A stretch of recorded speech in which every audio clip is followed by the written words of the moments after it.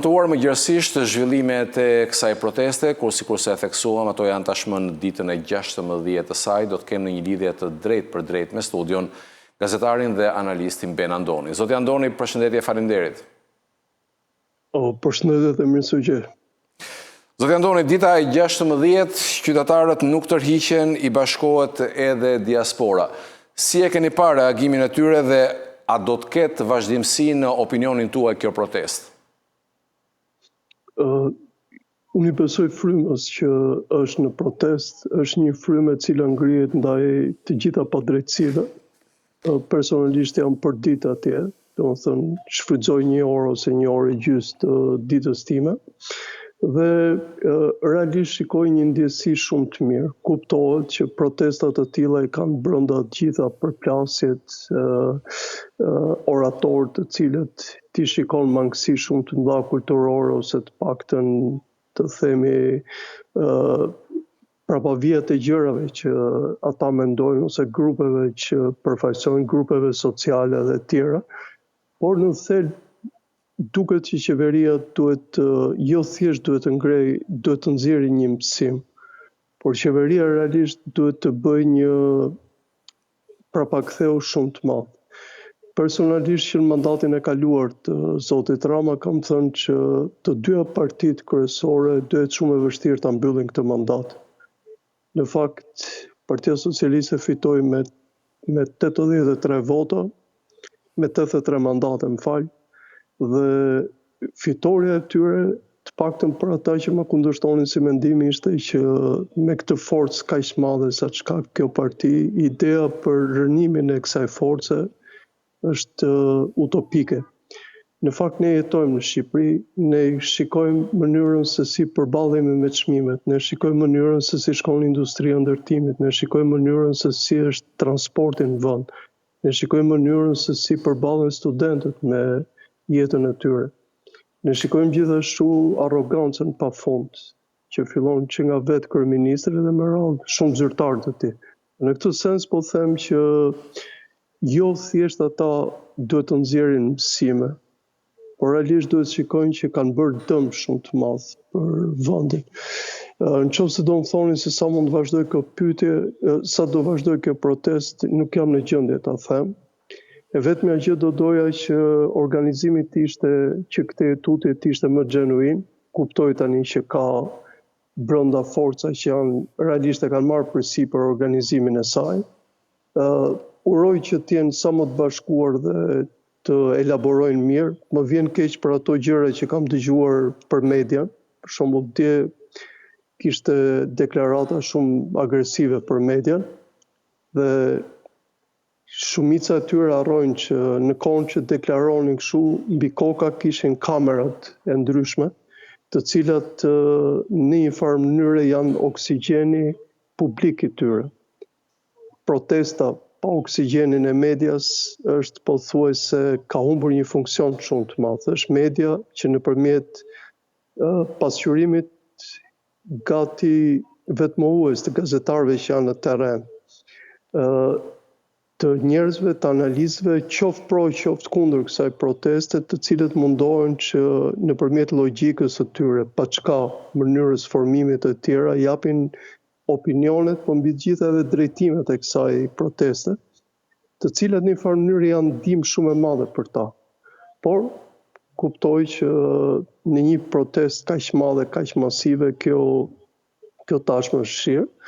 Kuptoj tashmë edhe diçka tjetër dhe ka paradokse shumë të mëdha, sepse aty shikoj shumë njerëz të Partisë Demokratike që vërtiten sikur ata janë të imunizuar dhe është vetëm qeveria e zotit Rama dhe njerëzit e tij problematik. Harrojnë se dhe ata janë pjesë të gjithës dhe mos harrojmë diçka tjetër që në shumë momente ata janë bashkë me Partinë Socialiste në parlament. Me pak fjalë, një protestë e cila ka treguar që është një brez që premton, është një brez i cili e shikon padrejtësinë, por duhet të thënë një element. Shqipëria e re që pretendohet dhe që proklamohet nga shumë i ngjan pak atyre parullave të kohës ku Shqipëria nisi rrugën pas luftës dytë botërore, por ai koncepti i ri e futi Shqipërinë në një ullë utopike që rezultoi shumë i hidhur për vendin, pa çka që nuk e mohoi që ka pasur edhe vite të mira për Shqipërinë dhe Shqipëria u ngrit. Por kur kupton diçka që kjo Shqipëri e re kërkon privacione nga të gjithë ne, nga i pari tek i fundit, nuk besoj me aq sa njoh publikun shqiptar që të jetë gati për privacione, që do të thotë një pjesë e njerëzve edhe moshave të reja që janë kadastra, mos të vjedhin dhe mos bëjnë atë batërdi që kanë bërë deri tani. Dhe një pjesë janë të moshës më të re të këtyre njerëzve që protestojnë.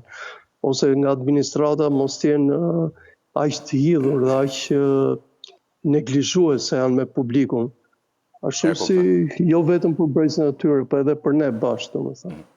Do të ndoni, në fillim ju thatë që qeveria duhet bëj hapa prapa pra në mos gaboj e kishit për të kuptuar realitetin me cilin po ndodh dhe po përballet. Por, po citoj kryeministrin Rama, tashmë nuk është një protestë për zvërnecin, u shpreh ai, dhe se gjitha kjo i shërben qeverisë dhe partisë që ai drejton.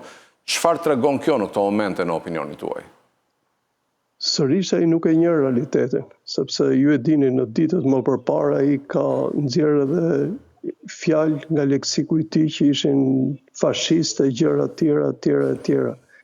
Dhe sot domethënë po tregon një prapaktheu shumë të madh, ndërkohë që ka njerëz afër tij që i etiketojnë me fjalët më të rënda një pjesë të protestuesve. Dhe në këtë sens, pa çka problematikave që thash janë brenda tyre, kjo prapaktheu është që protesta duhet lexohej që në fillimet e veta. Personalisht kam bërë një apel para 2 ditëve që është botuar në media kryesore të vendit për rolin e presidentit. Është e paimagjinueshme që presidenti i cili përfshin, përmbledh dhe duhet garantoj unitetin e kombit dhe që duhet të jetë mbi partitë, nuk ka një qëndrim, nuk ka një të themi reagim për gjithë këtë që po ndodh, ose të paktën të marrë përsipër me institucionin dhe me njerëzit e tij, të japë një deklaratë publike se në çfarë gjendje është vendi jonë në këtë moment. Është një institucion tashmë që është gati flegmatik, prandaj çdo gjë që bëhet nga pushteti ekzekutiv, se pushteti legjislativ e keni parë tash nuk ka asnjë funksion kur protestuesit hedhin poshtë dhe Partinë Socialiste dhe Partinë Demokratike, 2 partitë kryesore të vendit, që normalisht të paktën ai që e kishte me tagër të fliste, të bënte diçka. Por e shikoj që vërtet kalbëzimi në vendin tonë i pushteteve është jashtëzakonisht i madh dhe konsumimi socialistëve është jashtëzakonisht i dukshëm, domethënë, jo vetëm për publikun dhe po për vetë ata. Kjo për shembull ishte një simptom, një nga deputetët e tyre që doli nga lista e mbyllur dhe që shkëputi pjesën e përkatësisë së saj ke Partia Socialiste. Por unë besoj dhe një pjesë e madhe të tyre kanë shumë probleme me votuesin e thjeshtë shqiptar dhe me njerëzit që i kanë besuar. Ndërkohë, po protestohet edhe në diaspor, madje ka njoftuar edhe një organizim në datën 18 dhe mbritje në kryeqytet në datën 21 qershor. Por ajo çfarë është më thelbësorja, zoti Andoni, çfarë duhet të ketë ndryshe në këtë protestë politike që të arrihet edhe objektivi pra i vënë nga protestuesit? Objektivi është vazhdimësia. Objektivi është qartësia e qëndrimit të tyre dhe vendosmëria për të vazhduar deri në fund me objektivat. Vetëm kjo është mënyra e vetme me të cilën mund të negociohet në sensin e dur me qeverinë, por keni parasysh që mungojnë shumë mekanizma për ta bërë këtë, sepse ndryshimi ndodh në parlament. E kuptoni? Dhe ndërkohë ky mekanizëm i cili duhet të iniciohesh për shkarkimin e qeverisë është gati i pamundur në kohën tonë. Dhe ajo pastaj duhet të kalojë në një fazë më të ashpër dhe faza më e ashpër është faza e radikalizimit.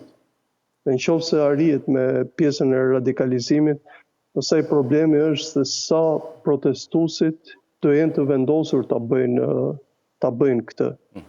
Dhe po të themi jemi përballë një rebusi që të paktën tani duhet fitojmë duhet fitojnë nga qëndrueshmëria dhe publiku duhet fitojë shumë nga qartësia e tyre. Dhe në këtë qartësi po them që ka marrë fund kjo pjesa e emocioneve dhe gjërave që shpalosin në tribunën në bulevardin kryesor. Tash duhet filloj organizimi mirëfilli. Kurse diaspora, ju e dini, do të tregoj problematikat e veta, por mos harrojmë pak kohë përpara votimeve, të dyja u bën prej 2 partive kryesore dhe ne mbajmë mend sallat plot që mbushi zoti Rama, po jo më pak edhe zoti Berisha në përpjekjet e veta.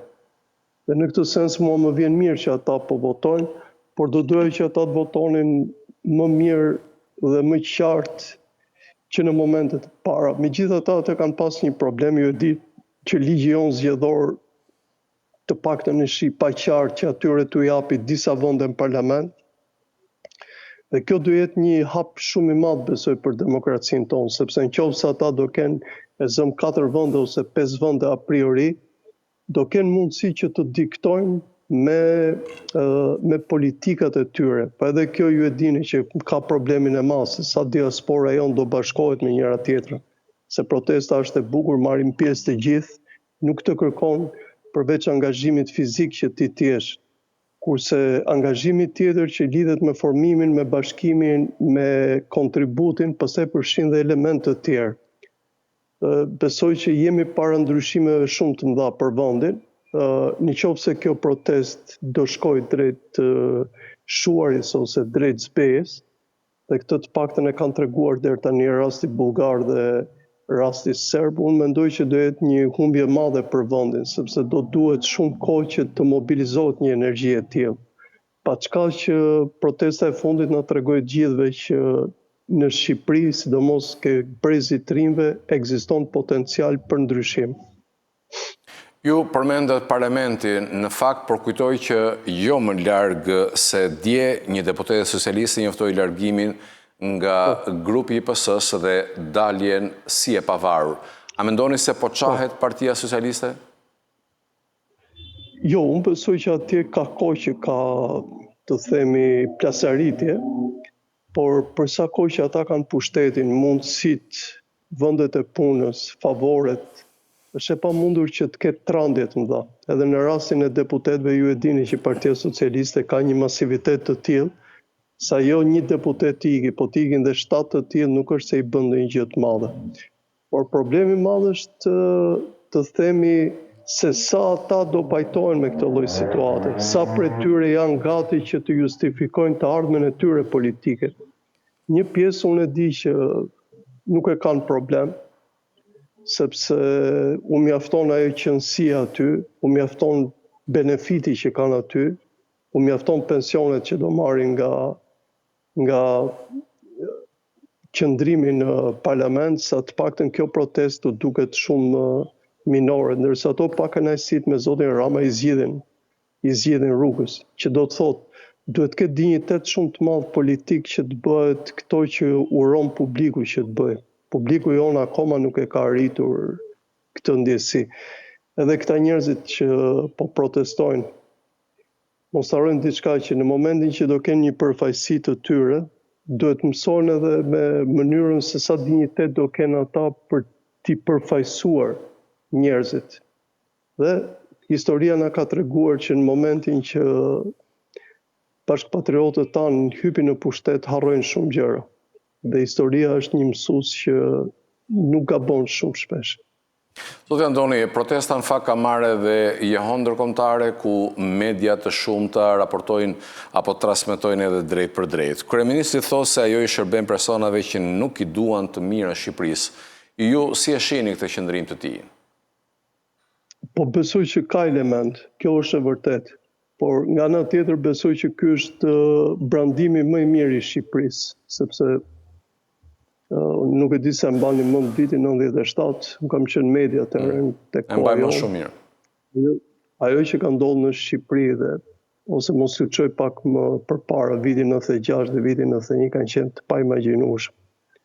Do të thënë që na zirnin, nëse mbani mend në ato pak kronika që kanë shpëtuar nga ajo kohë, sa njerëz të palartë, sa njerëz me flokë të gjata, të frikshëm, të pakultivuar, i ngjanin pak atyre bandave të që mbrojnë trafikantët e drogës ose që mbrojnë rrugët e drogës në këto vendet, në xhunglat e Amerikës jugore dhe në vende të tilla. Se po ta shikoni tash thjesht simbolika e kësaj proteste është e jashtëzakonshme. Madje edhe nga kjo zoti Rama do përfitoj.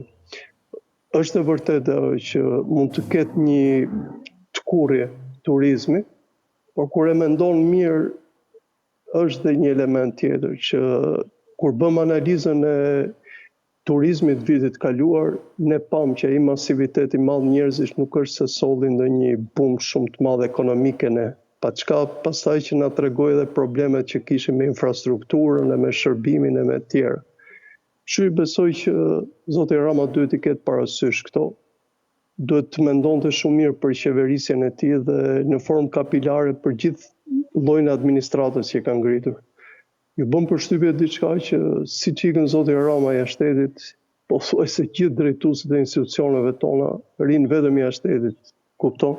Ndërsa Shqipëria ne të dy e dimë që ka aq shumë probleme, saqë edhe sikur të qëndronin jo vetëm në kohën e punës, 40 orë në javë, po sikur që të qëndronin edhe 80 orë dhe nuk do bënin dot punë aq efikase, domethënë.